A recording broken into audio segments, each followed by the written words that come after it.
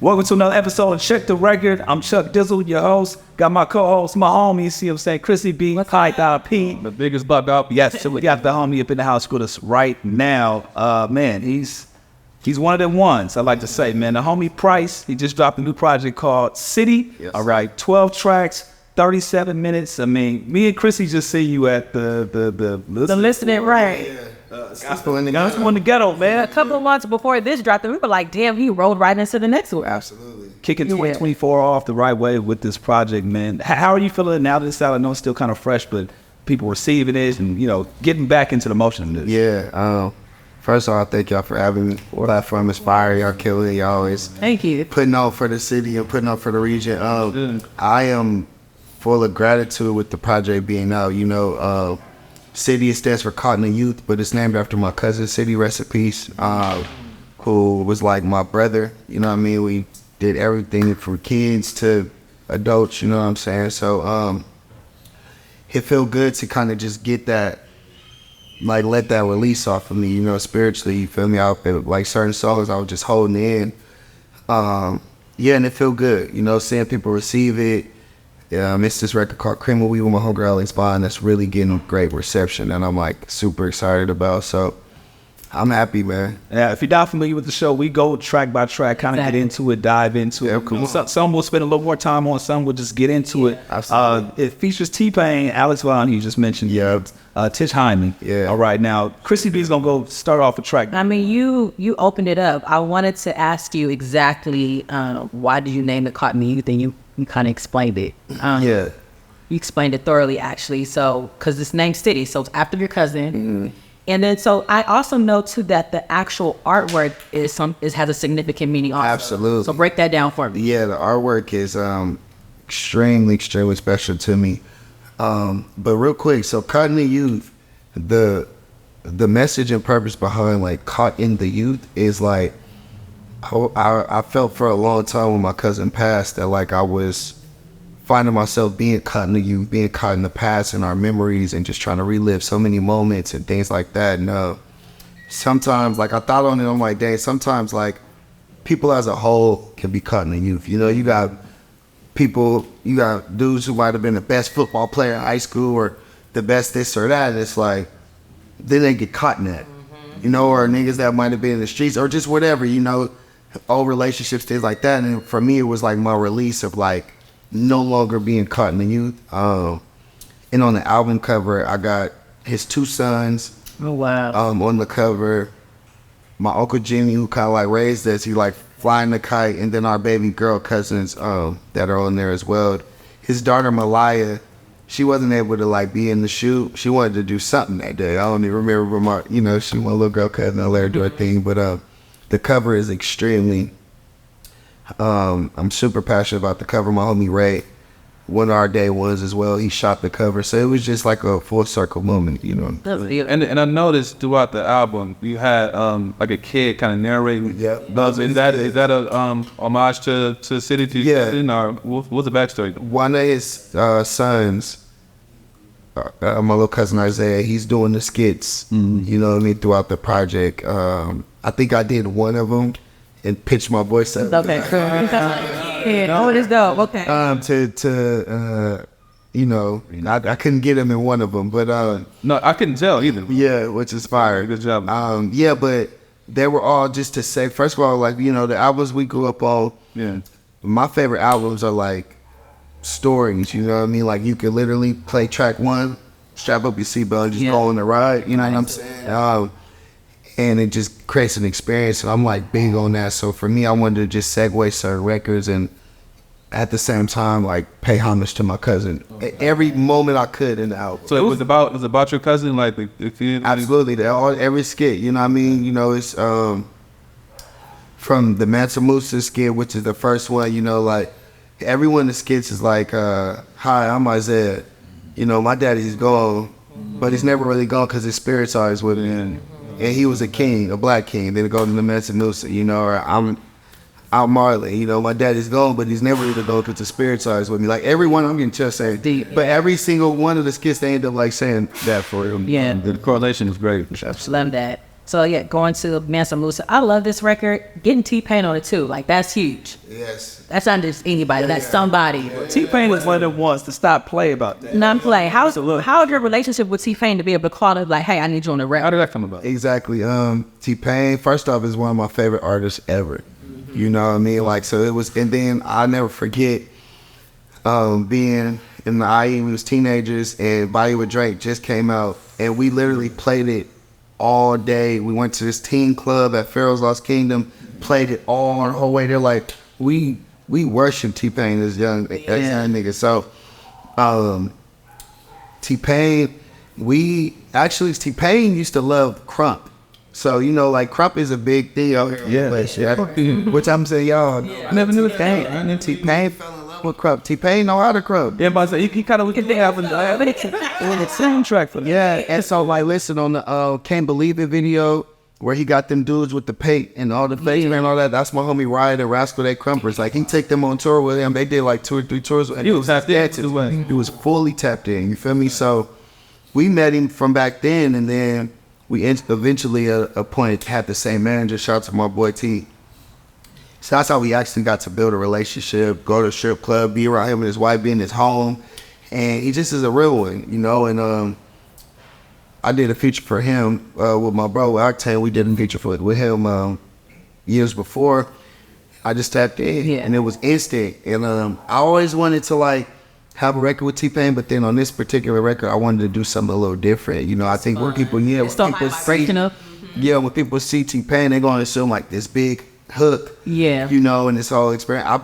I put him on the 4-bar slot that came out of nowhere and then left out of nowhere, you know, and I just wanted to kind of just be creative with using T-Pain. Yeah, I saw what you did. I saw what you did. So I'm listening to it. I'm like, what I love about that record is that the part that stands out isn't even T-Pain, right? It's to me when I saw like some of the challenges kind of taking off with the record, man. Yeah. And it's what Price does, and you put the medicine in the music, right? Yeah. And it was like, thought I'll be dead by 25. Jokes on you. I got angels on my side. It's like, how chilling is that? And be able to talk about that. It's like experiencing this, and it's kind of like poking fun at the system at the same time, but showing you like I got God on my side, man. Talk about why that was important. How does it feel for something like that to kind of take off as a challenge when people are doing TikToks and social media? Yeah, it was fire.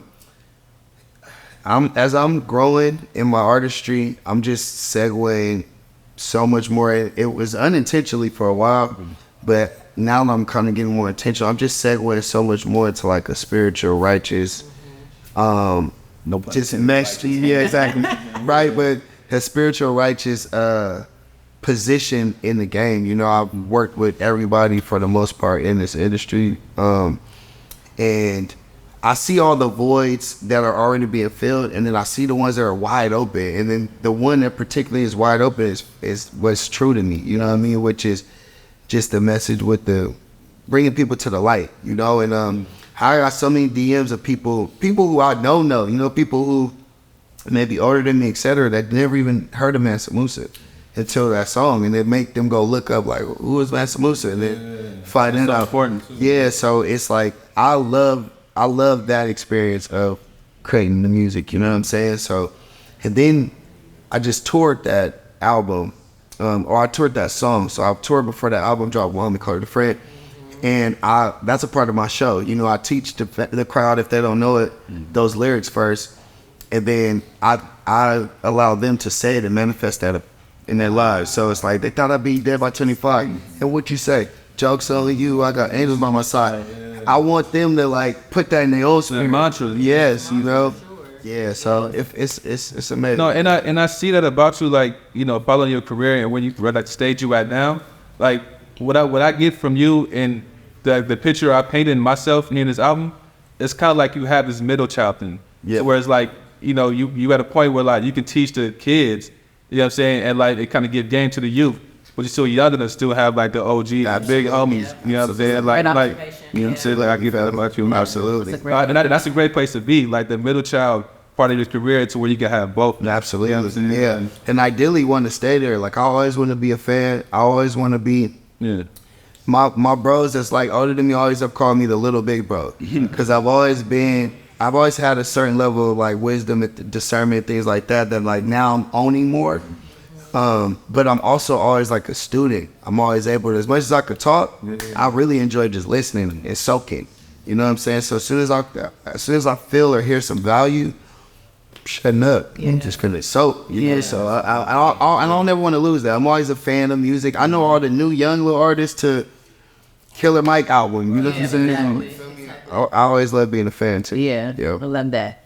Track 3 is Rejoice.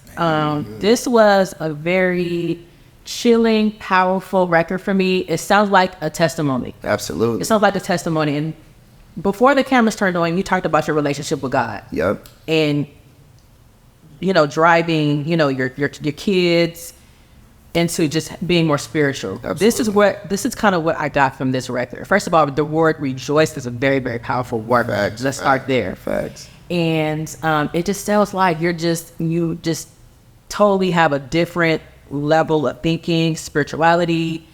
The words were chilling. Yes, sir. There was Yes, a ma'am. bar in there that stood out for all of us when you talked about your sister becoming a Marine and after coming out wanting to commit suicide. Absolutely. Attempting it. Attempting a suicide. Yeah, Okay, so absolutely. let's clear that up. Yes, Attempting yes. suicide. Yep. And that's deep. And I want you to kind of explain to us how what that experience was for you and for her Absolutely. to happen. You know? Shout out to my little sister Nisi, and I love her so much I love all my family for allowing me to be honest and vulnerable with the music, you know, and not taking it personal or feel it. Sometimes, you know, everybody don't want their business all out. Right. So I was gonna ask, is that something you check? Boom, we're gonna act that too. No, because we already had that rapport. This is my little sister for real. So she didn't know. No, she heard it when everybody heard it. Yeah. You know, and I knew it was gonna touch her how I knew it would touch her. How did she feel? Like My little sister like worships the ground I walk on and vice versa. This has been she like my little, I'm the oldest. I got a little brother, then I got her. okay. We the first 3 out of my mom pack. Then my mom had 3 like baby siblings who grown now too, but us 3, we the ones who ran together. And my little sister was always just like me, my little homie. So she knows, you know, when that happened, I took in my nephew, like, you know, her kids at the time while she was getting right and everything. I'm one of her biggest supporters. Other than my mom, I'm her biggest supporter. So she knows if I speak on it, it's for like elevation. It's to just bring people to the light and just to shed light on the things that we've been through. Because my sister is a warrior, you know. So in no way, shape, or form is it a thing where it's like Ain't as weak or anything. at all. She a warrior. My little sister have been through. The Marines was just the icing on the cake. My little sister have been through a lot, you know. So. Shout out to my baby Nisi, because she fired too. I can't wait. She moving back out. She in like North Carolina or something. She can sing her ass off. But Rejoice, it's so funny that, we going through every song, but I'm actually doing, which I'm gonna say on here first, but I'm doing a deluxe to the album. Okay. Where I'm taking 3 of the records and I'm doing like gospel. I don't know why I knew that. Yeah, it's coming out. I didn't want to jump the gun. Like he gonna do a gospel. Yeah, Cool God. it's gonna be. And when I say gospel, it's fire, because I talked to one of my partners one time who was really like giving me game. He heavily in the spirit realm, and I was just like, bro, I want to like segue a bit, but I was like, but I don't want to make like Christian gospel music, you know, because I naturally can't do that. Like I'm a real Second Street nigga, like, you know what I mean? I like, it's certain things like I gotta still tell the story, and They sagging the brag. it's never gonna change. It's never gonna change. But sagging the bragging, boy. What a little. Absolutely, right? But because I've been told I was gonna preach since I was 5. You know what I mean? I've been getting prophesied of that since I was like 5, 6 years old. And if you think about it, most preachers come from that lifestyle. Yep. So it's like those are the ones that had the best the story. message. Exactly. But then I also know too, like, I've also knew then, and I really know it now, it won't be the traditional version of like preaching. Right. Because I preach when I'm on stage, you know, and I'm Slowly but surely. We're singing and we're ragging now. Oh, what shit, right. Because it will be, but when I deal, it won't be in the 4 walls or certain things. Like, I know eventually one of the end goals for me is like public speaking and things like that, right? And so saying that all to say, we doing this gospel, like these gospel renditions of the records, and one of them is Rejoice. And I just rewrote like my verses on it, but then I rewrote parts of the hook. Cause the hook I really love a lot. And then I remember when I played for Hit Boy was crazy about it because he loved how I was singing, like how I was like projecting my voice. But you know, the hook is like, some might say I'm cool, some say I'm crazy. I say I'm just flawed like God made me. Pain I couldn't avoid, I felt like I ain't have no choice, but now I rejoice. And that was like, that is the truth of my life. You know what I'm saying? Because a lot of people, most people on average who know me and have been around me and meet me, they love my energy. Yeah. But there's some people who have had to experience the crazy sides of me, you know what I mean?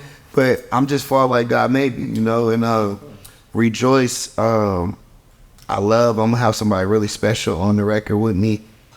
And then the rendition, because I'm gonna have like a little 3-part fire vibe. It's gonna be it's gonna be crazy. It's gonna change my life and change The people. Sunday service choir. I got one singer from Sunday service. Oh, for sure. I got one singer from Sunday service. She gonna body it. One thing you say in there too, man. You saying removing the words if, try, or may. Absolutely. When did you get to a point where you were very conscious about that? 'Cause I think that's very powerful in itself. So shout out to Archie, Dom Kennedy's manager. One of my big homies and just that's my dog. I've known him since he was almost an intern. I think he barely just got his position at Interscope. But make a long story short, we was at a festival one time and Dom was about to go on stage and I see Archie. I hadn't seen him in a minute. We get to politicking and whatnot. He was like, so what you been up to? And I was like, I'm trying to whoop and then we working on this other thing that we trying to just this. And I probably said try like 7 times. And he was like, hey, bro, like, what's all this trying about? He's like, bro, you either doing it or you not, bro. No, your words are and that changed. And he told me this, I can't even count how many years ago, and it changed my life. I literally, that night, took it out of my vernacular at the best ability I could. So then I start, like, okay, hold on. I don't like maybe. Right. Like, what else? What else? You know what I mean? Like, it's too much. Sure. Very assured. You put roadblocks subconsciously in the way of you just progressing and moving forward. When you're saying, oh yeah, I'm trying, like, what you mean trying? No, we doing. We have the podcast. We here right now. Ain't nothing to try or like. So, yeah, I was just conscious of that for sure. Was that the same record that you said you got critiqued by Jay-Z? Or was that another record? Yeah, yep. That's on the end of that. What I said, somebody say I'm cool, some say I'm crazy, but God save me. I got niggas pushing P, I got niggas pushing up daisies. I got issues saying the words if, try, maybe. I got good intentions, but more bad habits than Steve Lacy. I didn't have verses critiqued by Jay-Z and day one's trying to play me, but through these phases, none of that shit could phase me. Bro, like, you blame me. I got critiqued by Jay-Z. What are we talking about?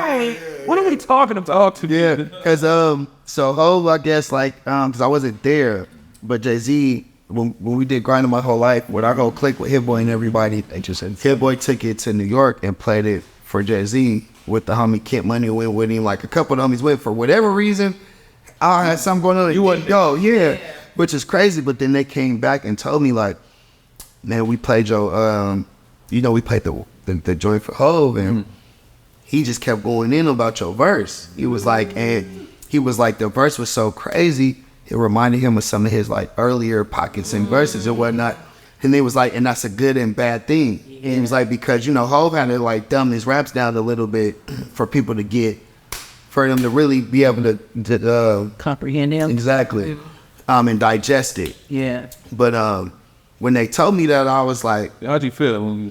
Yeah, because when they told me, it was like a thing where it's like, so if, he went crazy over the verse, you know what I'm saying? But he was just like, be conscious of, some people might digest it, some people might not be able to digest it because it's so crazy. And I was like, well, if he thought it was crazy, then shit, I'm doing something real. I'm rolling with what I did. Right. And whoever is able to, because everybody don't like asparagus. It's a very interesting perspective. Yeah. But be able to have to kind of like pull back or scale back just because it's way ahead of somebody's head or they can't comprehend the projection of what I'm saying. So you may not like it, you may not fuck with it because you can't understand it. I ain't talking fast, you listen slow. It's one of the best. So it's like, I can't, like I said, everybody don't like lamb chops. Everybody don't like Wagyu. Everybody don't like salmon. Everybody don't like, you know what I'm saying? Some people might just want a little burger from Burger King, a little Whopper Jr. You feel me? And that's your taste level. That's your palate. But this shit is lab chops. This shit is asparagus. So how do you feel about how you feel about the pocket that you're in now versus where you?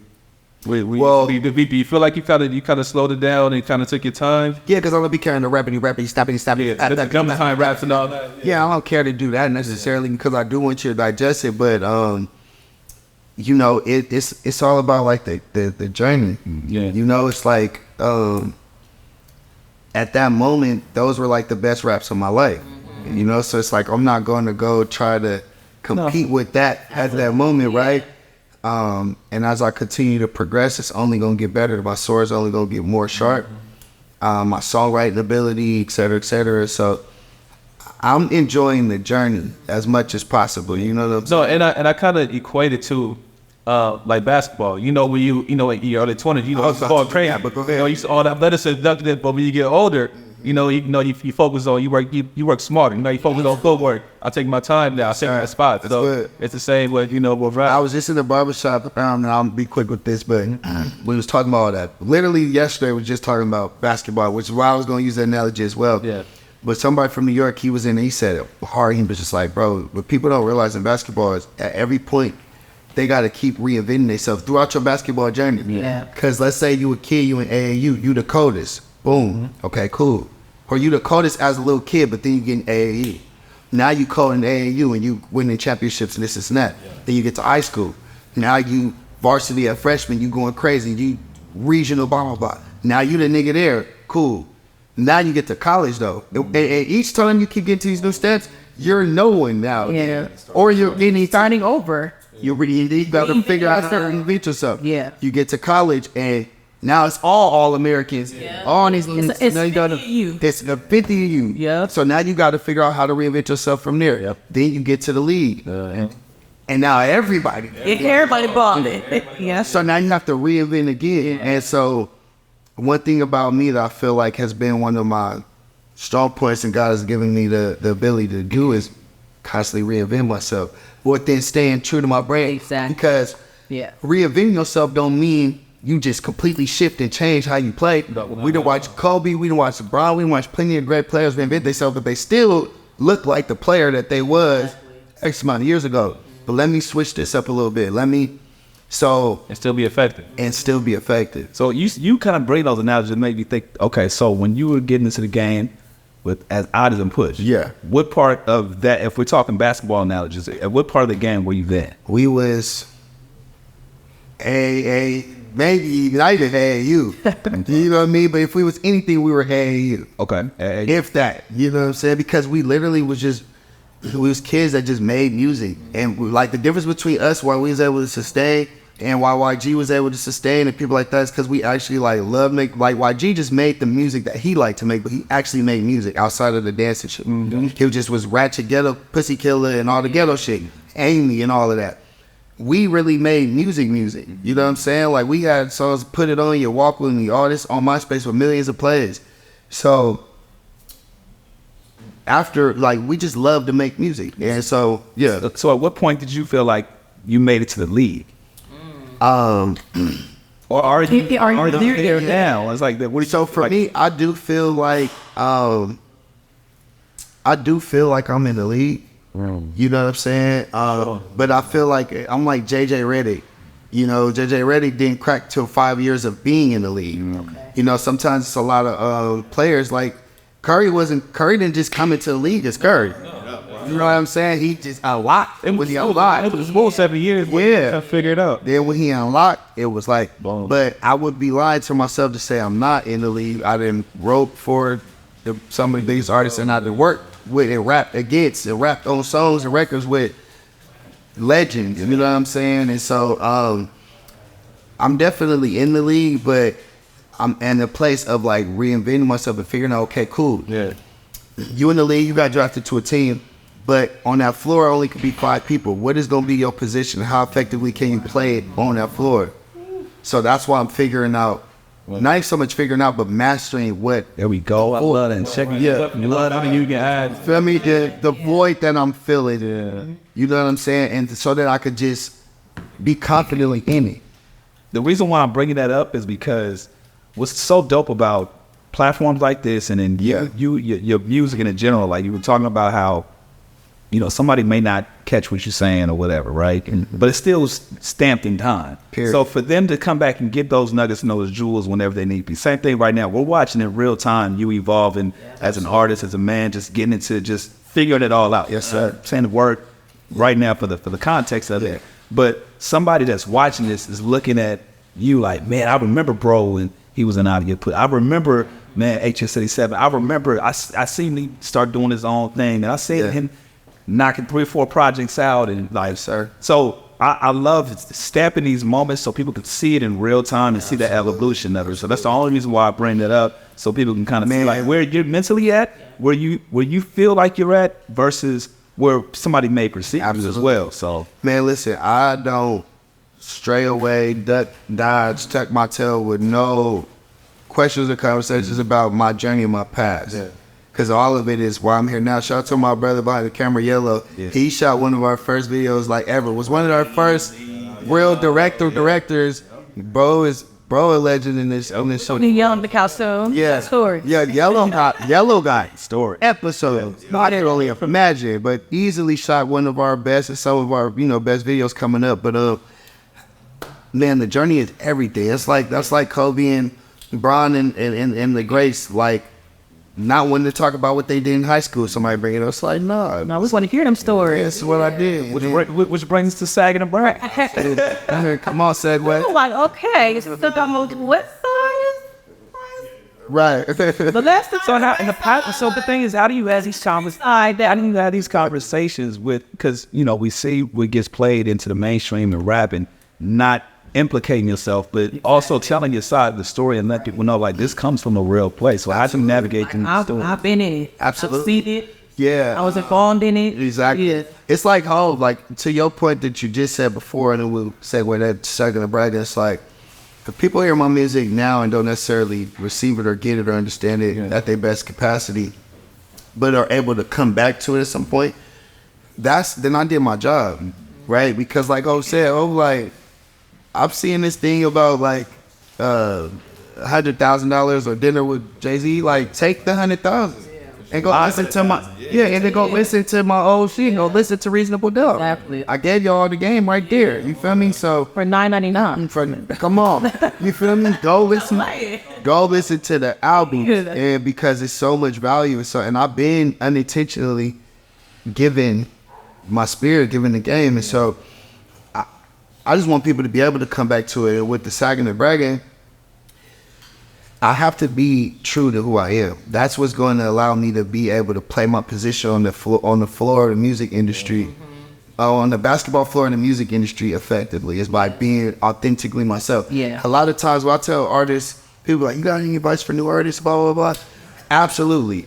Look at your hands, realize that your poem, you're the only one with this like lineup.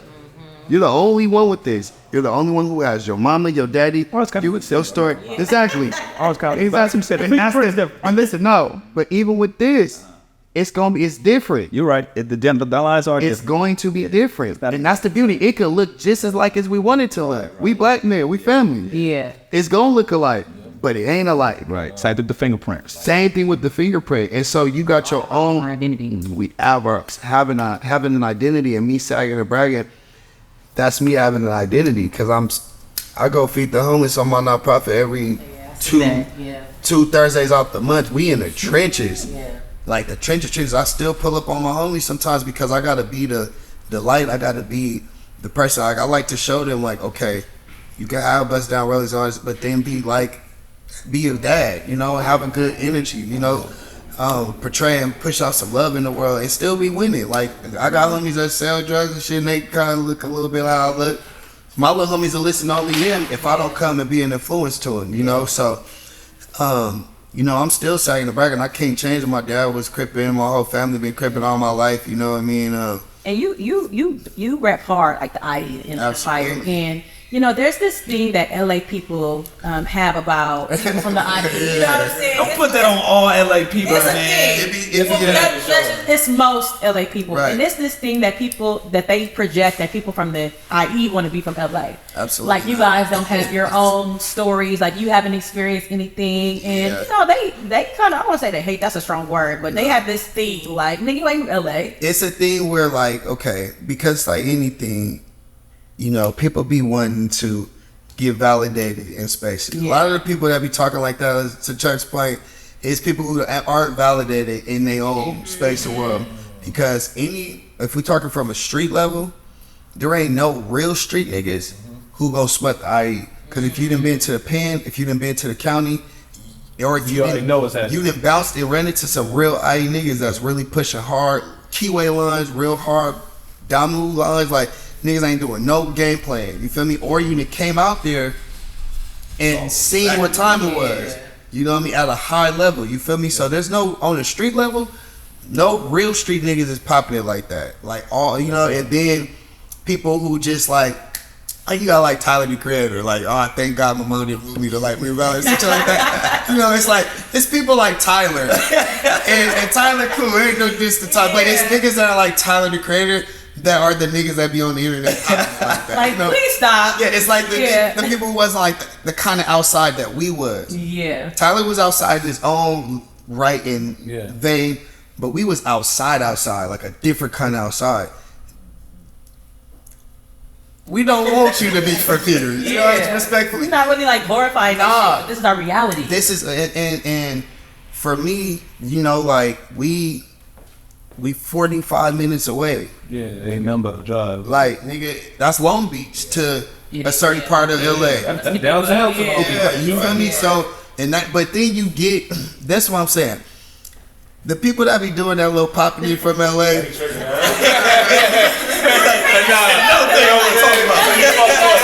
I got something to say. Alright, but no, listen. On the real, right? The people that do be popular like that from LA, these be the ones that, and I love it. These be the real South Central babies, and the right, most times, or like some little Hawthorne babies or some shit like that, right? But which ain't this. But these be the same ones who say Compton in LA or Long Beach in LA. Like, you're right. These be the same ones because they just want to be so validated. We LA. And it's like, That's so great. and it's beautiful. I know real niggas, but I didn't watch real LA niggas.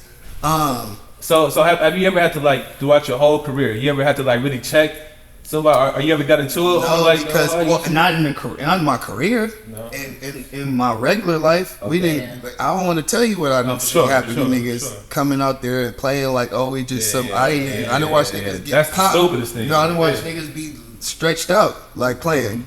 You feel me? But or get knocked the fuck out, right? Or come out there and whip on something. But nigga, it get to going down. Never forget this one blood nigga from Swansea who was really from out here. We in school though, we in high school. He was really from out here, and the homie, he really was from IE, but he was a nigga who his dad from Inglewood, his family from all out here, so he was banging East Coast.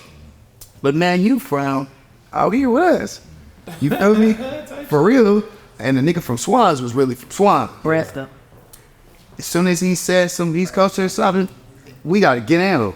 And like put the homie down. It was quick. It was crazy. So I done seen it all, but in the industry, the real niggas though, from Nip, rest in peace, any like the YGs, whoever, all the games, all these niggas, like everybody. Matter of fact, that's the only person. Shout out to my nigga Chuck. What up? No, the gang. Yeah. Shout out, you got. Shout out to gang. Oh, I get that, but people say that to him like, oh, that's his long name.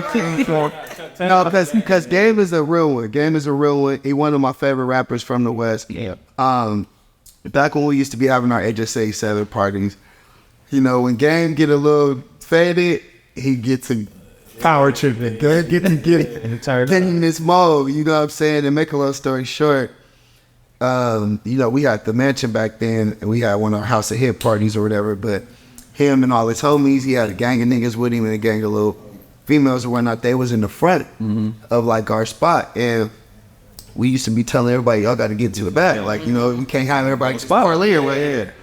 And unfortunately at the time, you know, his boy daddy ain't out of jail or none of that. Like, we ain't got the big homie double around and that. I'm like the muscle to a degree. I'm the nigga who come and impress it. Wow. And then my homie, like the little homies that's there, like we stretch 4-5 goods in the crib. You feel me? But I'm the nigga who got to kind of come and let niggas know certain shit. Woo, you know, his boy, he cool, he chilling. He ain't finna come do all that with him. Yeah. So the homie be carrying tips to tell them and they ain't leaving and shit. So then I'm like, hey, man.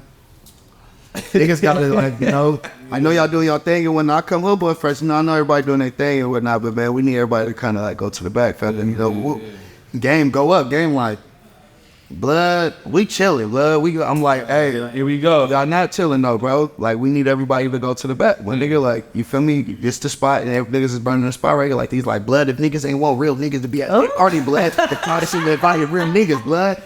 I'm like, nigga, you talking to a real nigga, bro. Nigga, this our shit, nigga. I ain't 40 Glock. I'm a real high nigga. You get all that up. Yeah, that's where I fucked up.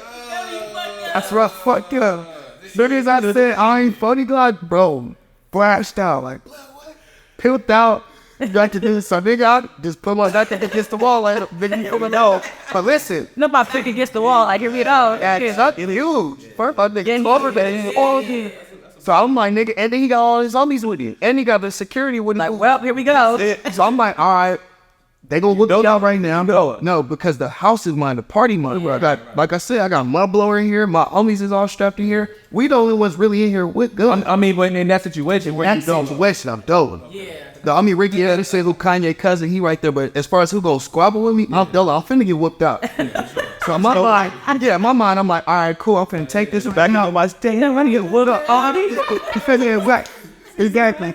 I would take this right now, but then the homies is coming. The gate locked. Yeah. So the only way the gate gonna open is if we open it. So nigga, unless y'all hop it, y'all in here. So y'all gonna with me right now, then I'm finna go get the homies. But luckily though, saying that or say, his security, his team is like, nigga, Chuck, chill out. And he know me. He know. It was just a buck little moment. And it was me though. I'm buck for saying that bullshit. You know what I'm saying? But at least, I mean, so yeah. But then his security, because the only people that stopped him from like rushing and us getting cracking is his team. Yeah. His security, his partners were like, come on, my nigga, we ain't that, bro. And I'm thankful for that. You know what I'm saying? Because I ain't want that with bro. And then we end up seeing him, because I know we can segue back, but we end up seeing him. I ain't know what the tempo was with bro for a minute. Listen to me. Fuck that. We're at a show in an arena somewhere, like a Power 160, or I don't even know where we was at. But we in the arena, and ironically, it's just me, Hit Boy, and Octane walking through the arena. On TC Loc, I can't make this shit up. I see a fucking sea of niggas walking down the thing. Like the corridor, huh? Now listen, everything in my spirit is like, man, watch this be watch this be game, right? Sure enough, so it's for sure him. In 100 bloods and shit with him. I'm like, fuck, and my mom like, oh, you fucking idiot. So we sagging, and he like, kind of like go like that a little bit with him, boy, but he ain't really say nothing for real. Like, we ain't speak to each other like that. We just walk past each other, boom. And we get a little bit down the hallway, and they get a little bit down the hallway, and the nigga just yell out of nowhere like, what's up, nigga? I fuck with him, boy, nigga, what's up, nigga? Audio push, I fuck with y'all niggas, what's up? Like, bro, yeah. I honestly was just like, and I'm like, man, for sure. Because I'm a fellow first. So it's like, I'm like, man, bet. Like, you know, and that just made me like, you know, fall in love with the man he is, and the real one he is even more. I'm like, bro, so I ain't got nothing but honor, respect. Like, you know, I'm at Dan feet, man, as a real one. So that's the only type of moment. No, but I love you talking about that moment, and like, it just, again, what could have been a situation got, you know, deflated, and it was just two black men like really, you know, embracing each other in your own way. Yeah, right? absolutely. And that brings me to Protector too. I feel like this song is so heavy. Come on, segue. Come on. Hey, Chuck, like, and you gonna say, but just I'll put you on the spot. Why don't you know? I just need more clip. Top 5 IE rappers right now. Your top 5. There. The homie, you know, I don't be wanting to always name my homies, but Crazy, Spank Nitty, the little homie Duda, and you asked me top 5. So, Your top 5. right, because I like okay, I'm gonna give some honorable mentions, but Spank Nitty, Duda,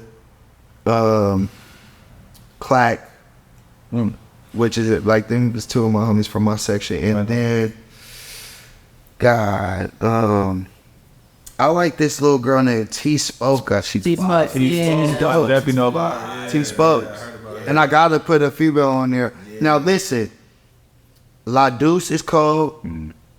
Young Note is cold. Hard Times. Radio Bass, he do his thing. Radio Bass. You know, Radio Bass go crazy. It's this nigga. I love the little young niggas from like Edgemont shit. S5, R3 the Chili Man. Them niggas is all cold. I like Jay Rilla too. He's from the IE.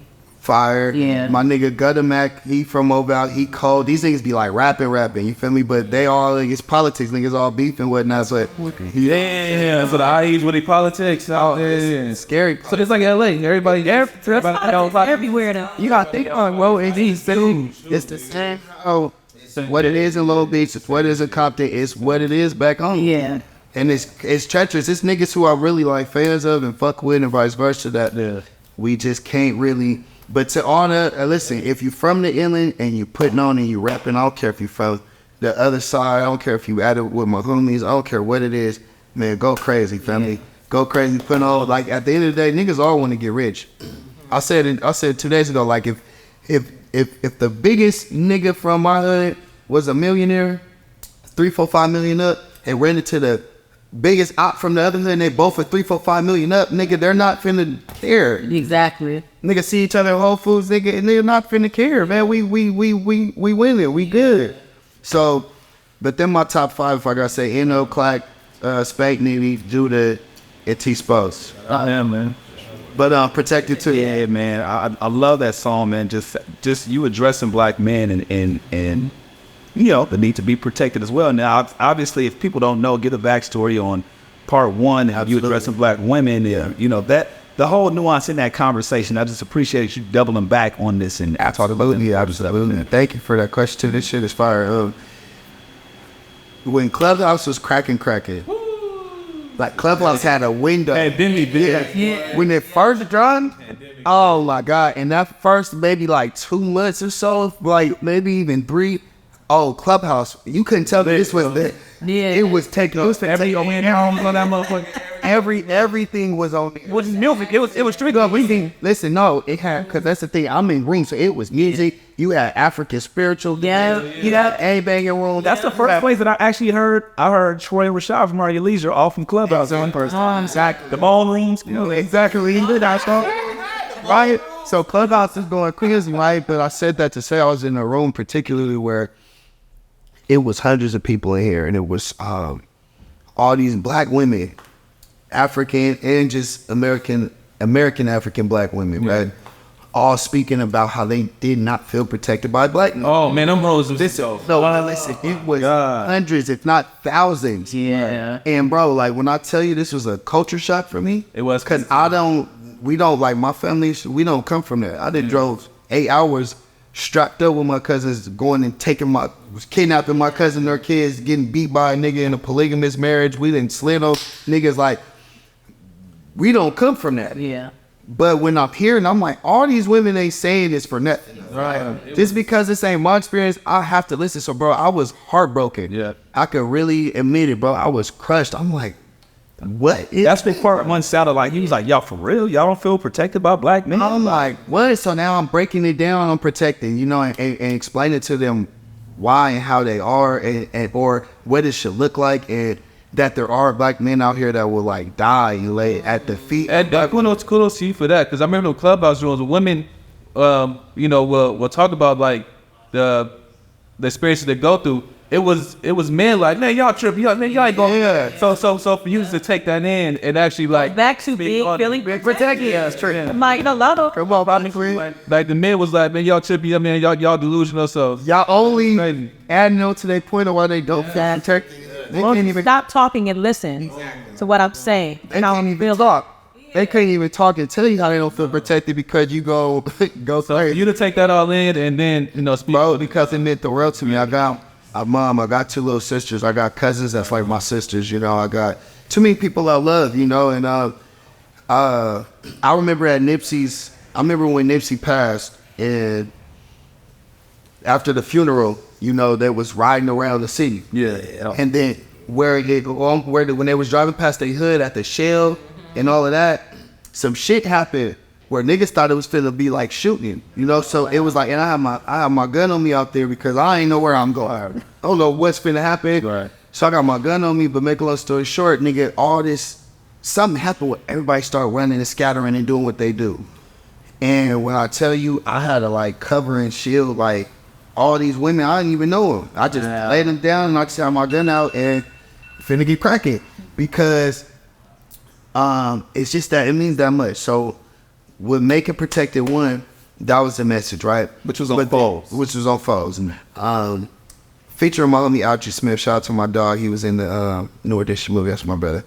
But so on this album, with my cousin passing, how he did and what caused his passing, because he died in a car accident, but prior to the car accident, he got shot in the head with a shotgun, which is why he was never the same, which allowed him to kind of like easily die in that car accident that he was in. Because one little wrong thing, could have cost him his life because his head trauma.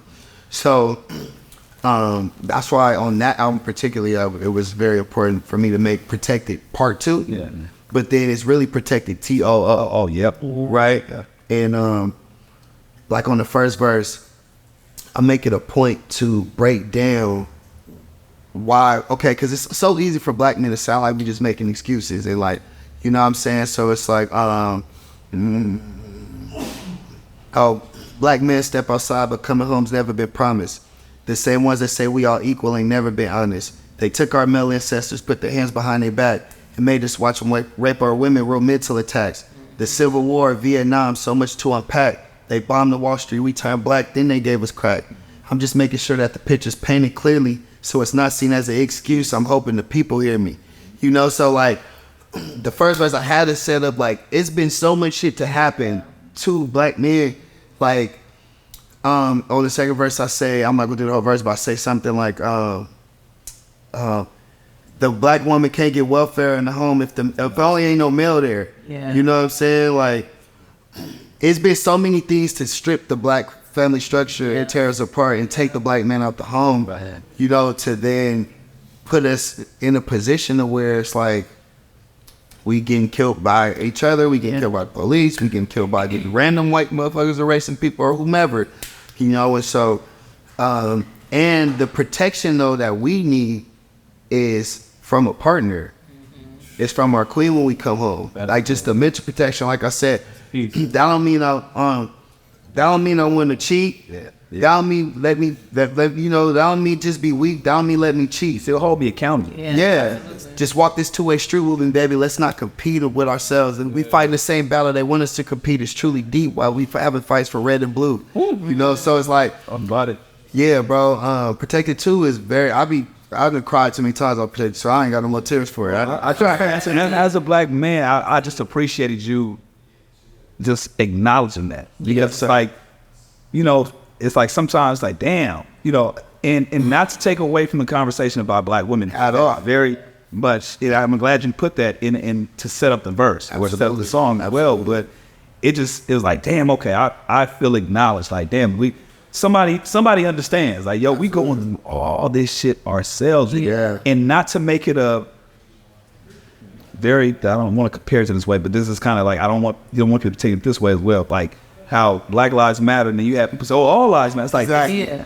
not that in itself, but at the same time, it feels good to be recognized. Absolutely. So absolutely. For me to you, and just I'm glad you put that message out there. And for anybody, please, I just recommend it. That's one of my favorite joints off the project, bro. I had to make sure you celebrate. That's a standout. Yeah, it's a standout. Thank you. I want to skip over and make sure we, still talk about a lot of the project, man. Cuzzo, talk about Cuzzos, and one of your cousins, a couple of your cousins called a Stray. Some of you talking about Big Head. Oh yeah, I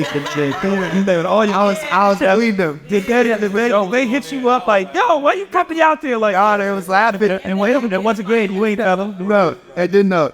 They listen. I cried the most to that song. Cuzzo? Wow, cuz probably bringing up all your. It's my cousins because, like, as artists and whatnot, especially coming from where we come from, it's so easy to always highlight like our people that have transitioned. Yeah. You know, we always shout out the dead homies. You know, this is this.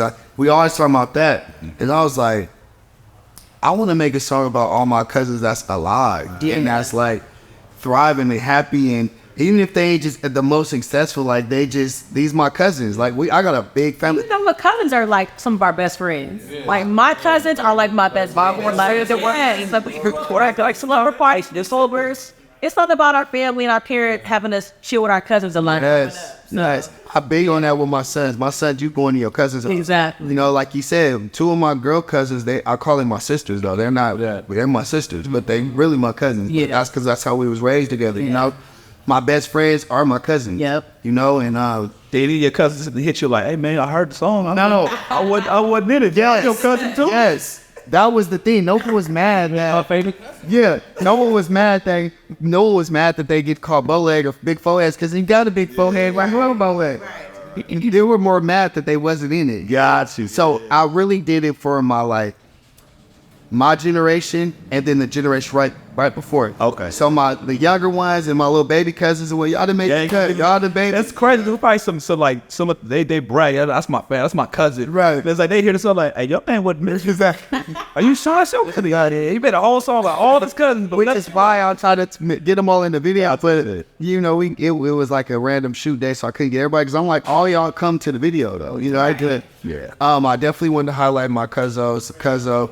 Actually, the first group I signed on my label, it's crazy because it's this little girl group. Shout out to them though. I had to check my little cousins about this because the first group I signed on my label, Colored NT, is a group with my 2 cousins called the Cuzzos, right? Shit. And I just seen them on Tyler's. no, but see, no, it's 2 boys. Oh, it's 2 boys. Listen, and So different. Listen. So the date of their first project drop, anything they ever dropped was before this girl group ever existed. Wow. Period. Wait, hold on. Look, so it's 2? No, listen. No, so it's 2 groups. Yes, it's 2 groups. Okay. But the group I signed and my 2 cousins, I have the word Cuzzo trademark. Oh, wow. You know what I'm saying? We got the word Cuzzo trademark now. That word. Nobody give a fuck about Cuzzo, but it's broad, but ain't nobody thinking to go trademark Cuzzo. That's crazy. You know what I'm saying? And so we trademarked the word Cuzzo. But when I seen the young little sisters with the vibes, and my cousins hitting me, everybody do all this stuff. Yeah, I'm gonna listen. Check this out. If y'all feel like y'all the real ones, then drop more. Yeah. Drop more because at the end of the day, these is young black girls, man. We not what y'all want to do, beef with them? Exactly. If it a beef with them, like you know, they doing their thing, they Cuzzos too at that point. But y'all It's a flag, fella. yeah, y'all gotta step yourself. Yeah. Because if y'all let them come and overshadow, our brand is the Cuzzos. Like all my cousins, like I call my fads the Cuzzos. That ain't gonna change. But at the same time, like I'm not finna try to come rail on these young girls' parade, but if they, you know. So when you seen that, what was you? I thought was exactly what I'm saying right now. Yeah. And I was just like, you know, for me, it made me a little bit more disappointed in not even just the group I signed, but my position in being able to kind of like do a little more. The accountability. Because one of them live in Arizona, one of them live in Vegas. Yep. So I can't get them dropping as much. Right. Like when the one that live in Vegas, he lived with me for a minute, so it was easier to do our thing, and so we gonna get it back cracking, you know, for them. They young though too, so it's just like Shout out to all the cousins. How about that? that's all living why this house can work. All those supposed to be heat. It's fair. It's heat. All right, speaking of heat, you know, I got my segue. Remember he was in us. All right, I'm here for you. I'm there for you. I'm not cream with me. Yeah, sorry, my bad. No. Nah, but I mean, you was in your single bag. How was it to be, you know, obviously salute to Alex Vaughn, but to be on your single bag with somebody that's an amazing talent as such like that? Absolutely. It's funny because people be telling me, like, I just had a meeting with my team and they're like, we need more singing price. Right? And a lot of people kind of tell me because I have a very distinct, even when I talk, obviously, I have a very distinctive and raspy tone, voice, or whatever, right? So when I sing, it projects, right? Like that, because I can't just sing nobody out the water or no shit like that, but I can do what I do. Yeah. Right? And yeah, that was, when I did that joint, it was me just like exploring that more, but unintentionally. And I was just like happy to put somebody on it that can carry anything that I am, believe in any way that I ain't pick it up, you know. And the story behind Cream of Weed, that was my cousin's favorite. That was Cindy's favorite little food, like breakfast food. I love cream of weed. Yeah. We over Chris any day for me. Yeah, is that Cindy meal too? The thing, the two that compares is oatmeal, right? Because I don't even really compare grits to cream of wheat as well. But they do. I don't know. They do. Yeah. Cream of wheat first. Right. So I was more like an oatmeal nigga. That just sounds wild. God tells me I'm just more of an oatmeal. Yeah, I was more of an oatmeal nigga, like, cause my granny used to be like, all right, you know, What we doing? when we make it, right? City wants some cream of wheat, and them near the house would be divided. Half these niggas want cream of wheat, half of us want oatmeal. That's easy though. Never had. Come on now. Oatmeal. Really nothing about cream. He said it with two stuff. Cream of wheat good though. Cream of wheat fire for sure. But I wanted to kind of have a play on it with like, you know, You need an analogy, like compare it to like. yeah, sweet. Your lady being your cream of wheat. Yeah, all of that. Yeah, so Cream of Weed is I'm crazy about that song, and it's actually it's the most successful on the project. You know what I mean? It's thus far, you know, and it catered to women and just, you know, shouting out people like Regina King. Yeah. You know, just I love Cream of Weed. I love the raps on Cream of Weed. You know, we came up on that though. Like my favorite song, I remember when I was 13, my favorite song was Can't Let You Go. I used to play that shit religiously. Like no, like too much. Like I play I probably had made one. Even if it wasn't streams back then. Right. If it was streams, I would have single-handedly made Fabulous 300,000. I played Can't Let You. That's a fire record. You know what I mean? Yeah. But then at the same time, I came up on there, like I said, like Get Rich or Die Trying got 21 questions. It's all killing and shit. Exactly. You got 21 questions. The Game album got the joint with Mary J. Blige, I love. Baby, don't worry. Yeah. You know, so like, that's what made good albums to me. Yep. You can't have the whole album and it ain't nothing catering to. But it's the versatility in the range. Yeah, absolutely. It has so much. Was that your first time singing on the record? I feel like maybe like that. I've sang on other records, but that was the first time like that, you know, it just kind of just being like vulnerable. Like, cause I sang on Rejoice, you know, but Cream of Wheat feels a lot more like vulnerable.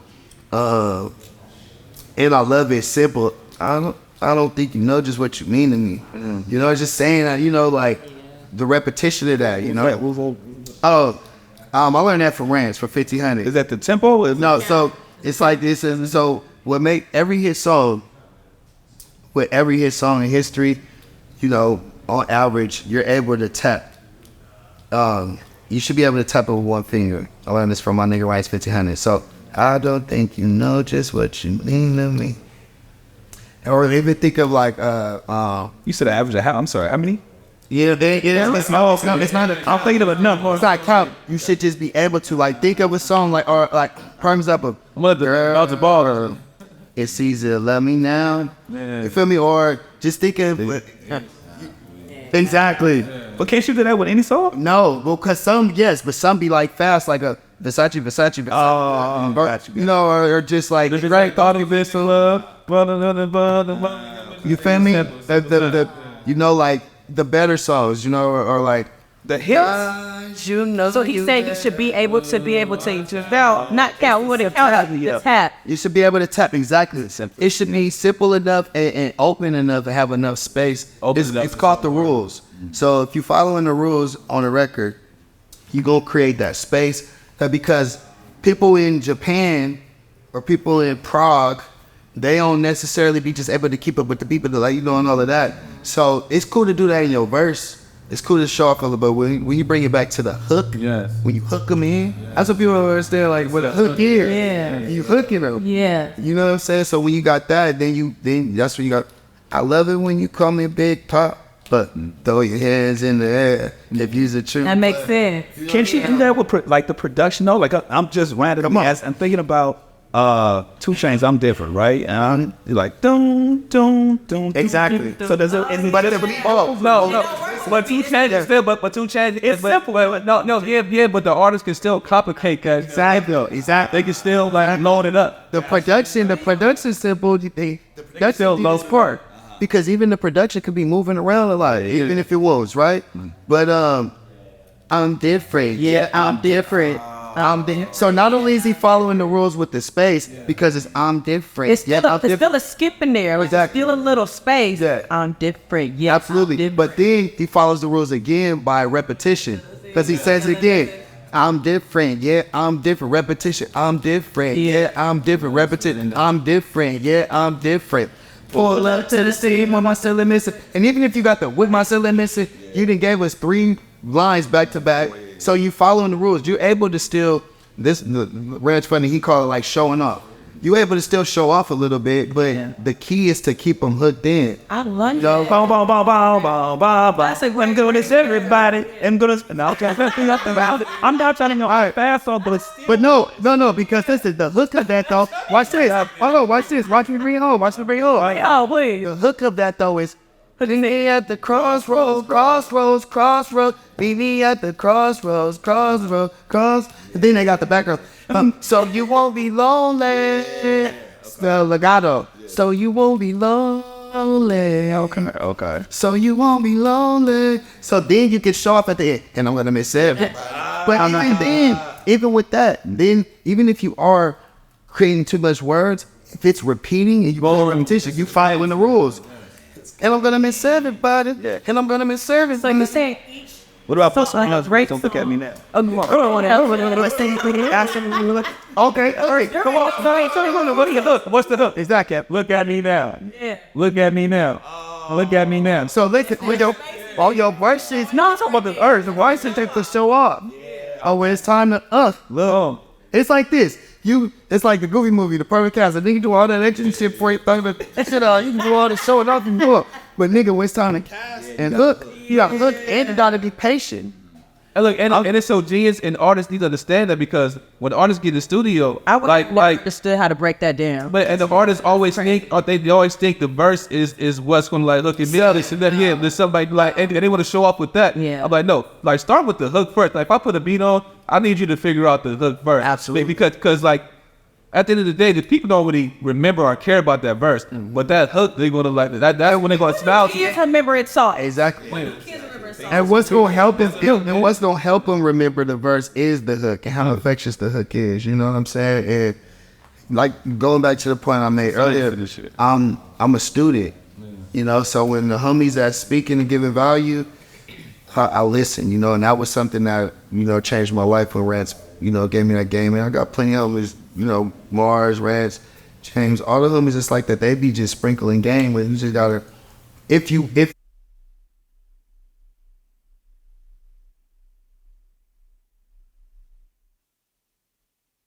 Even with me trying to like Never would have put holes in the lyric, you still found a way. it's like raindrop, that time. Because even though they be fast and showing up, but then they bring bitch, that and boozy. Right.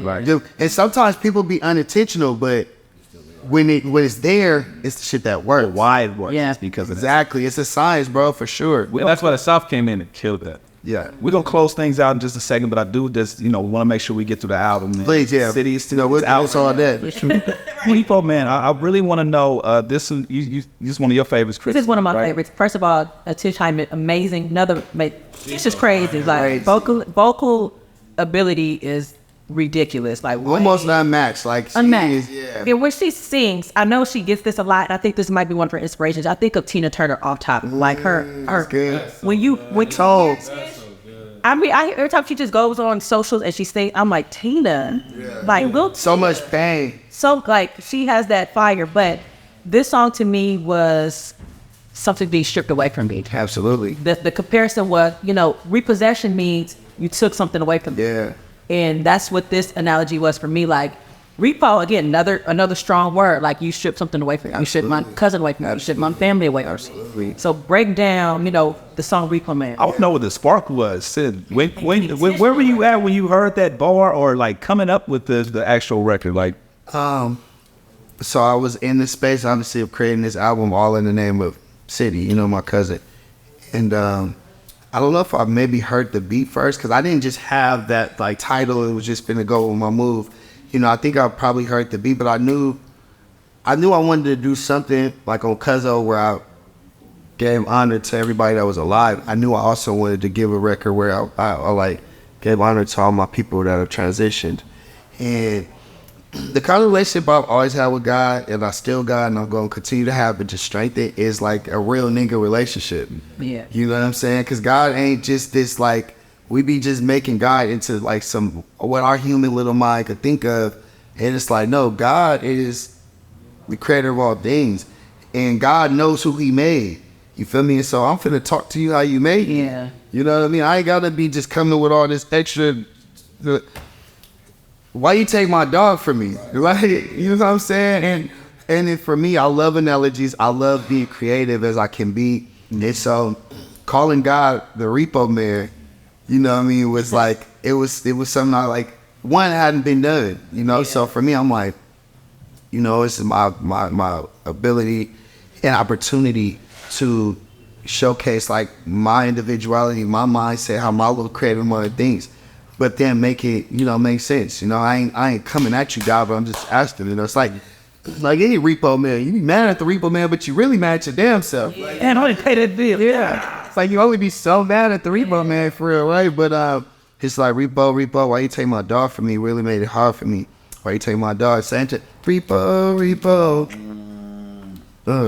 Why you take my dog from me? Yeah. And yeah, and it makes for a better record. It just make you feel it, right? It make you feel it, and just getting to speak on all my people that have passed. I lost so many people. I've been losing people since I was like a kid, obviously losing elders, but then people dying since I was like 13, you know what I'm saying? And just, it was a point in time in my life where I felt like every new year, January 1st, I would just be ready, like, all right, here we go. Niggas is finna die this year, 3, 4, like, it became my norm for like years until I fixed my mindset. It was just like, nah. And then I fell in love with the process of life, to then understand more what transition and all that even means, and what the, God's bigger picture is, Mm-hmm. But I love Repo Man. Yeah. Yeah, I wanted to. Yeah, I'm still planning to kind of do a certain kind of visual on the Repo Man, but I love Repo Man. I would like to hear Repo Man. Now they're talking about the deluxe earlier. I would love to hear Repo Man on the deluxe. We started. That'd be a good spin. Yeah. We started to do Repo Man, but I was like, when I was attempting to write, cause I'm doing renditions like on Rejoice, I'm like, some might say I'm close, some say I'm crazy. I said I'm just felt like God made me, and I couldn't avoid. I felt like I had, or that I switched the line somehow. I forget what I said, but whatever. I don't know. But I'm changing the lyrics a bit to where it's like giving God more glory. Yeah. So with Repo Man, I couldn't really. Yeah, about to see you crying on God. Yeah, that was my one moment where I'm kind of like, I gotta holler at you. Yeah. Like we gotta politic. In the Bible it talk about how like Moses told God repent one time. Like repent. God, and God did. God listened, because God is amazing. You know what I'm saying? So I'm just saying that all to say, like, that was my moment where it's like, God, we gotta politic real quick. Yeah. It kind of got me messed up. I love that. Yeah, for sure. Now, Proud, you reunite. Well, I don't want to say reunite with Hit Boy, because y'all go all with. Yeah, he done been on the last couple projects. Yeah. So, but I think for the people that, when they hear the tag, they hear you guys getting back on one track, a track again. So that was dope to hear. Righteous, you showing your pen game, bro. Yep. Thank you. I love that the title and how it's called, right? Exactly. Right, Righteous. But get into that bag and showing people like, yo, I'm amazing with this. Absolutely. And I produced Righteous. And it was just exactly what you're saying. Like I want to rap, but I want to rap with some intention and a message. One question I had, and I can't remember if it's on Proud or if it's on, like, I'm not sure. You can let me know.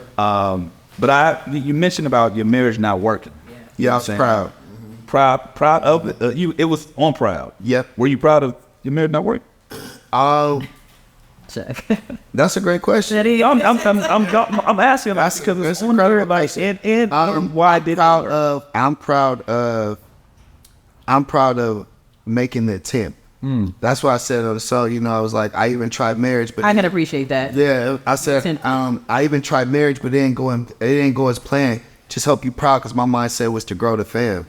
You know, so like, I'm not proud. Your attention. Yeah, I'm not proud that it failed necessarily. I don't like losing or failing at anything. Yeah. But it ain't a loss if you learn from it. And I learned so much about myself in the process of being married. You know, I learned first time going to therapy, anger management, just so many different things in that process. So I am proud. I'm proud of being married. I'm proud of being strong enough to walk away knowing that it wasn't for me or her.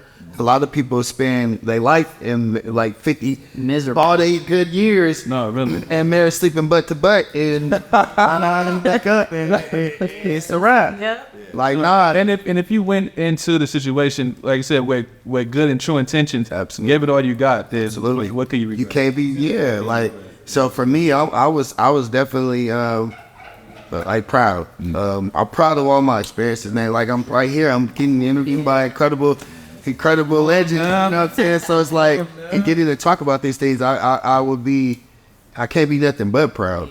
Is there anything you can tell us about Hard Street? Because I think we unanimously love the last project. Yep. We'll end on that. Absolutely.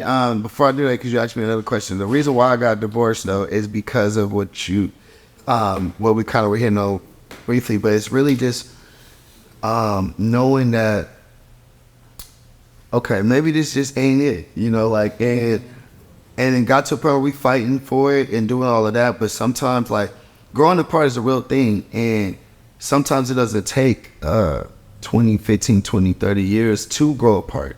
You just, because especially when you get married young, I was like 25 or something. Yeah. So I was young and I still had so much growing to do, and so did she.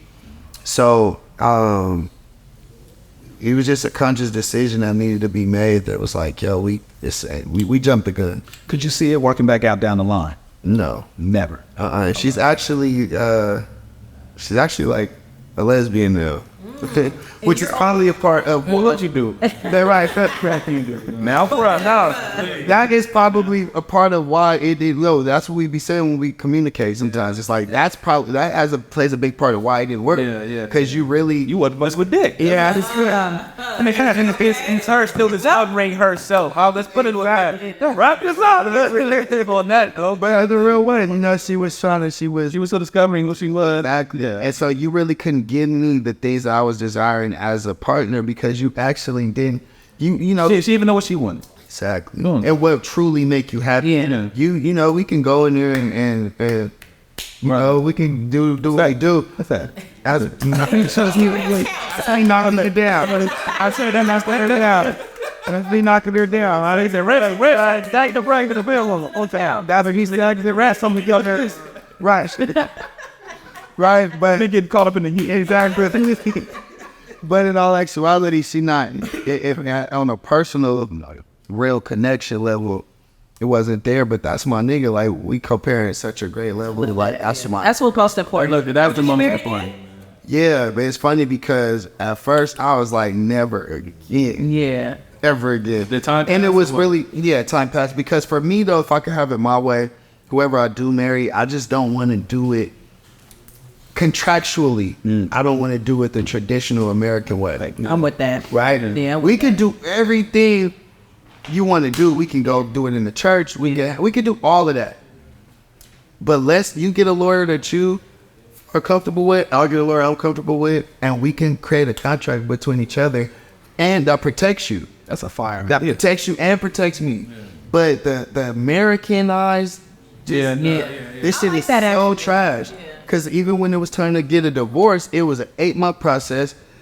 One of the parties could come halfway through and stop that process. And sometimes you got to start it over. It costs a lot. It's a lot that goes into you wanting to just separate from a person. No, and that's true. Cause me and my wife, we did the whole spiritual advisor. What's a Malibu? No important involved. So that's all we went in. Okay, cool. Congrats, you married. I'm married. I'm amazing, bro. I'm 40 years in. Come on, King. I love it. I did the American way, so I'm fucked. Luckily, y'all gay. Well, it works on tax. It works on the tax. You know, but yeah, I wouldn't get married anymore. I'll actually look forward to You're not tainted. The only reason why I was asking is because, like, as you know, with relationships, yes, you evolve into two different people, and that's far for you guys to recognize that. But I was thinking, like, damn, what if there's a world of you guys kind of evolving and coming back to the same point where, you know what I mean, it could possibly work. But you saying nope, ain't gonna happen. Nah, that's my nigga, but one of my probably flaws is, Come on, accountability. yeah, Come on. I don't spend much blocks. And if I do Yeah, spend, if I'm block spinning, it's me being childish or wanting to help. Okay. You know what I mean? Accountability. I'm being real. So if I'm spinning the block, it's because I didn't miss this day. You missed it. Let's have a good time. Yeah, like Let me see if it's still that. Oh, it's still that. Okay, cool. I didn't know that. You know what? And then I learned though, especially with this being my son's mom's, that is actually a recipe for destruction. It really is. Leave that little thing leave that alone. Because once I get to knocking, you know, once we get to doing, I get all passionate and all that. Now we back. You think we back in love and whatnot? And it's like, yeah. So fellas, leave that mom. Leave that mom alone. I'm telling you, like the best way. Baby daddy alone. But the best thing you do, I know Chuck can attest to this, is for men, simplify your life, man. Yes. Simplify your life, man. And it'll make you so much easier. Like trying to juggle, you know, all this going on and trying to juggle 5-4 different women, this and that. It would just make your life so much. I just taught somebody that, man, because they were like, you know, you don't be just dating all this stuff. I'm like, no, because one, it's expensive. Because the way I moved, we going to go eat somebody lamb, somebody, yeah, somebody medium well, you know what I mean, top shelf little steak and all that. Like I'm finna spend X amount of dollars. And so if I'm doing that with everybody, every time I want to go kick it or whatnot, we spending a little bit amount of money. Then you get women that want to, you know, different necessities. So now you desire this, you desire that. Some a little more needy than others. Like I said in the rap recently, I want a woman that feel like she need me, but ain't too needy. Like I don't want you. Like I want you to feel like you need me, can't live without me, but being like needy and just pressing me for all my time, I want you to be here. You got to not no lie. She needs to have hers, and you need to have yours, and then we come together. We love each other. We're in each other's space. But you go your way, I go my way. We have time to miss each other. Then we back. Exactly. So Everybody, Relationships. That's what we're doing too. everybody doing that. So yeah, I agree, bro. Y'all simplify your lives, fellas, and lock in, man. Or just don't commit to nobody. Be very clear on what it is, wherever you rocking with. Yep. And do your thing, and be very vocal and communicate. I'm serious. Look, she gonna clip this. Tell that nigga that. That's Twitter. Look at that one. Now she's out the hell. No, I'm Charles Trigger, man. Niggas ain't trying to be upfront. You know. That's okay. Listen, effective communication. Because I would be upfront. Yes, it changes and saves lives, man. You don't realize how easy your life is. Yeah. Can't nobody nag you, man, if you telling the truth. Oh, that note. Yeah. But Hart Street. Yeah. So Hart Street, I grew up on Hart Street. Just highlighted that song though because there was a point in time where like me, my mom, my little brother, sister, my granny, my auntie Fifi, my cousin Todd, my cousin Lily, who I both call my sisters, Isla and City. We all lived in this house, 10 of us. You know what I'm saying? On this house in Hart Street, which is like the only house kind of in my family that anybody owns. What was the square footage of that? I think it's 4 rooms in the house. My auntie owned it. Okay. But it's little. Yeah, so it's still little. We was in that thing cram, but it was cracking. It's one of the most bad times of my life, yeah, because it was never boring. We all in here lit. When somebody getting an ass whipping, somehow we all end up getting 4 ass whippings getting handed out. That's lit. But that's the bad side. But the fun side, you know, we turning up. It ain't never dull. never dull. You know, so Hart Street is a lot of memories on. I get mail still there. I got, you know, address. I think it's on my ID. I love Hart Street. Took it to EDD over there. I never. I wish I got the EDD. Right, ran that shit up. I ain't gonna lie to you. I do wish I got the EDD. And I don't love we ended on a high note, but I think unanimously we all said we love the last track. You know what I mean? That Bless, that Dice Steadily. Just the tempo, the energy behind it it exudes who you are. It's fun. It's hood. Come on. You know, it got a little bit of everything in it, a little bit of element, and then it just again brings back people prices. Absolutely. Yeah. Yeah. Shout out to Salas. Cause Salas does a good. Cause shout out to Head too. But Head is so aggressive. You know, Head is. I'm like slap, bro. He started to break down. Like he said, well, here's a functionality of it. Yeah. Salas That was every 95 you hear that.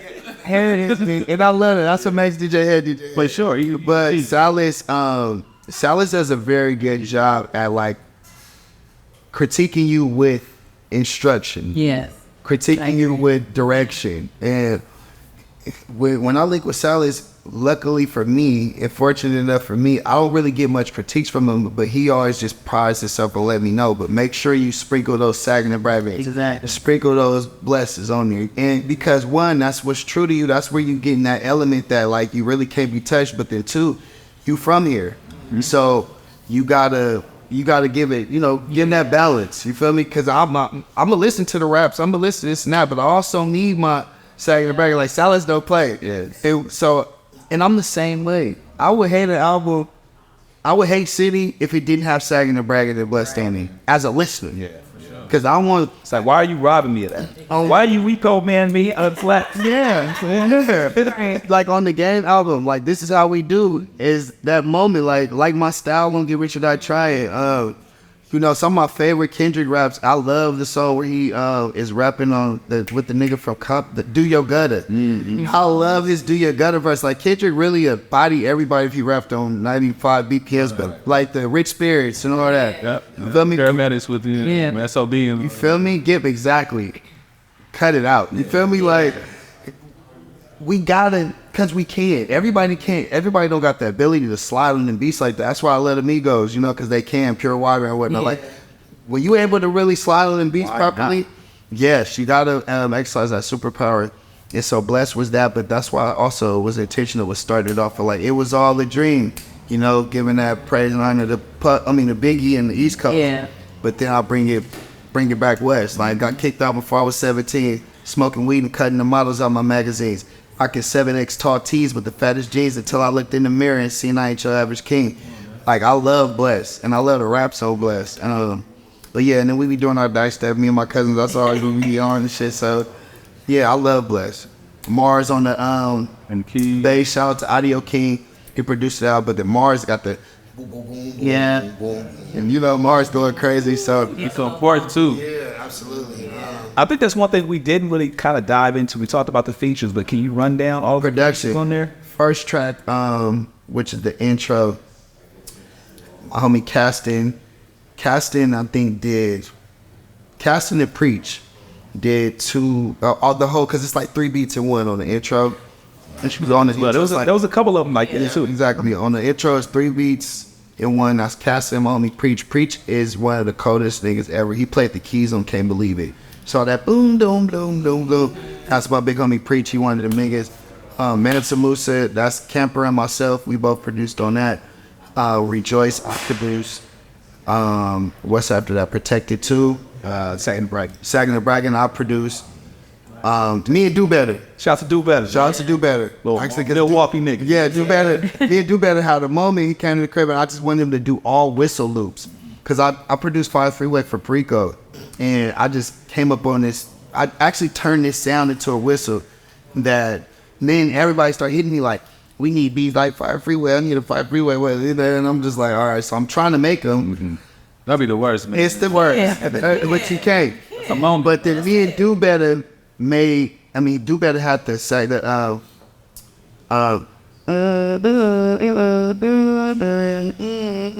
he had did that whistle and I had it for a minute. Then I ended up making the Sagging Bragging beat at my studio. So I produced that. And just a quick highlight on that, I performed at 1500 Nothing Day.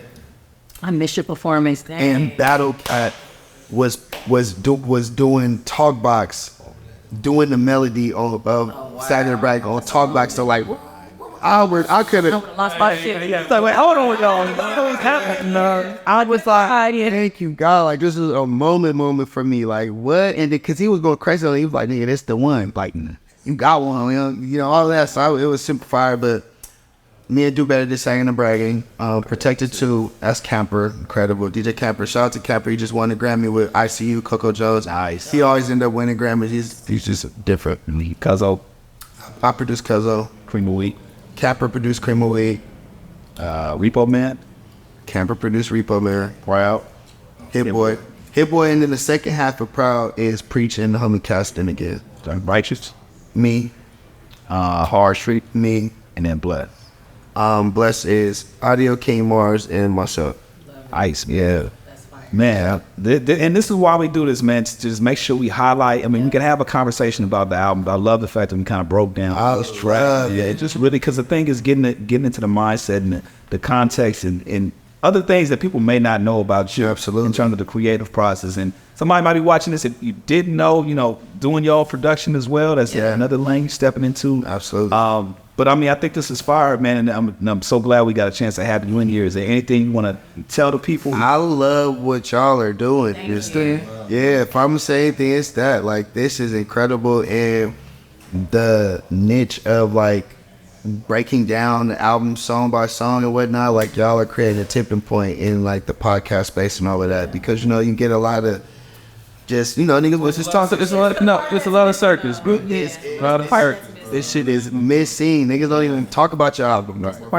Might hit up 1 or 2 songs, but then we gonna talk about other shit, which is cool. It's not to do that all day. It's like just the balance. That's all. The balance we provide that. Y'all are creating a tipping point with that, and I love it. It's an incredible team. You know, y'all got my boy Yellow in the stack. Yeah. I'm honored. You know, when she hit me, I was just like, but of course, like, and I'm honored to even be. There's plenty of albums that came out, you know, that y'all could be going down, and you know. But we chose to pick. So that mean the world to me, and I'm just thankful. You know, we are generational cures. I'm mad. I gotta give my team some tea. I couldn't get to my showroom. You know how it is. Because of us, I'm like, this ain't even my brand. This ain't my presentation. Good. But we going hard with the generational cure message, the brand, you know, everything. So y'all just stay tapped in with that. And I appreciate y'all, man. Y'all Appreciate you. Thank you so much. Proud of you. We watching, supporting, pulling up when we need to pull up. Thanks. We reviewing the album when we need to review the album. It's putting me on stages. We like of that. that. Yeah, I'll be home. I ain't homie. Exactly. The real one. Right. Out to my family. Right, check the record out now. Catch y'all next time. City out right now. Chuck Dizzle, Khrissy B, Python P. On the only price. Yeah. Get it.